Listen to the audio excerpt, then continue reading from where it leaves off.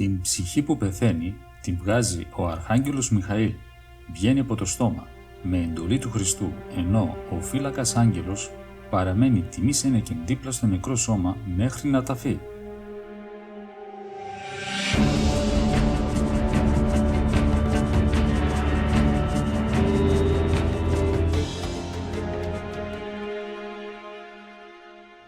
Είναι υπέρτατη τιμή για εμάς τους Ορθοδόξους, ο Χριστός να έχει ορίσει τον αρχηγό των αγγέλων, τον Αρχάγγελο Μιχαήλ, να παίρνει την ψυχή μας.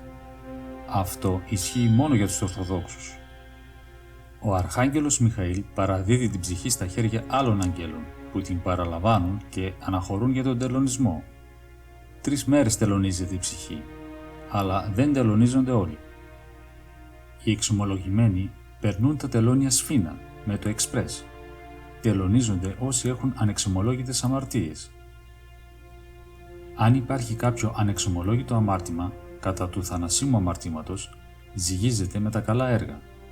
Υπερνικούν τα καλά και προχωράει στο επόμενο τελώνιο, έως ότου φτάσει στο Χριστό μας. Εάν όμως κάποια ψυχή σε κάποιο τελώνιο έχει κάποιο θανάσιμο αμάρτημα, ανεξομολόγητο, επιτόπου γκρεμίζεται και κολλάζεται. Οι άνθρωποι κολλάζονται κυρίως στο τελώνιο της μαγείας και σατανισμού και της αρκικής ανηθικότητας, πορνεία. Όταν παρέλθει το τριήμερο και η ψυχή περάσει τα τελώνια, οδηγείται από τον άγγελο στην ανθρωπότητα του Χριστού, γιατί η θεότητά του δεν φαίνεται. Βλέπει η ψυχή του Χριστό που έχει τη μορφή όπως τον βλέπουμε στις εικόνες μας.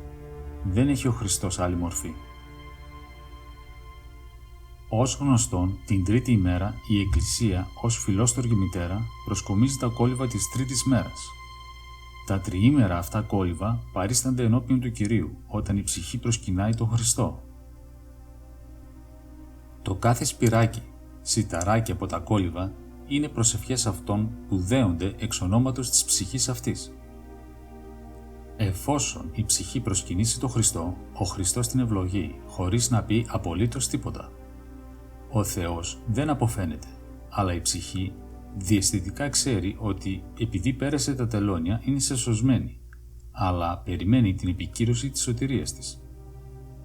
Στη συνέχεια παίρνει ο φύλακας άγγελος την ψυχή και σε χρόνο 0 την πάει πάλι στη γη. Την πάει στα μέρη όπου γεννήθηκε, μεγάλωσε, κάνοντάς την περιήγηση όλη τη ζωή της.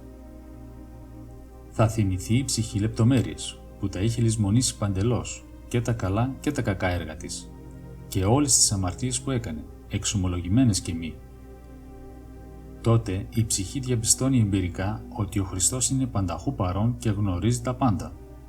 Το δρομολόγιο αυτό της παραμονής της ψυχής επί της γης διαρκεί από την τρίτη ημέρα έως την ένατη ημέρα. Την ένατη ημέρα παίρνει ο άγγελος την ψυχή και την παρουσιάζει πάλι στον Χριστό για να τον προσκυνήσει, και βάζουμε τώρα τα κόλληβα της ένατης ημέρας, με τα οποία η Εκκλησία και οι πιστοί δέονται υπερελαίως της ψυχής αυτής. Ο Χριστός ευλογεί την ψυχή, αλλά δεν αποφαίνεται.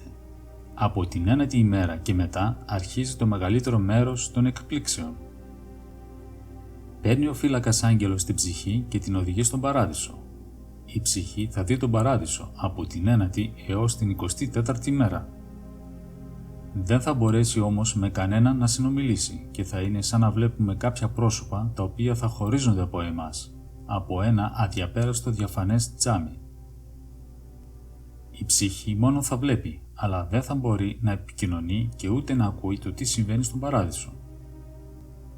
Την 25η μέρα παίρνει ο άγγελος την ψυχή και την πάει στον Άδη, και ισχύει το ίδιο και εκεί.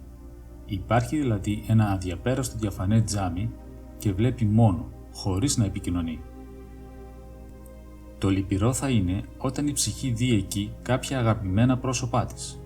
Εκεί στον Άδη μόνο την αφάνεια, ο πάτος της κολάσεως, δεν θα μπορεί κανείς να δει. Και την 40η ημέρα αρχίζουμε να μετράμε σαν πρώτη μέρα, την ημέρα της κοιμήσεως. Βάζει πάλι μετάνοια η ψυχή στον Χριστό και ο Χριστός αποφαίνεται για το πού θα πάει η ψυχή εις πάντα στον αιώνα. Γι' αυτό και η Εκκλησία βάζει τα κόλληβα της 40ης μέρας, τα οποία είναι και τα πιο σημαντικά. Με αυτόν τον τρόπο η ψυχή θα έχει την εμπειρία όλου του νοητού κόσμου και θα βεβαιωθεί ότι όντως όλα υπάρχουν και τίποτα δεν είναι παραμύθι. Γέροντας Εφρέμ της Κήτης του Αγίου Ανδρέα.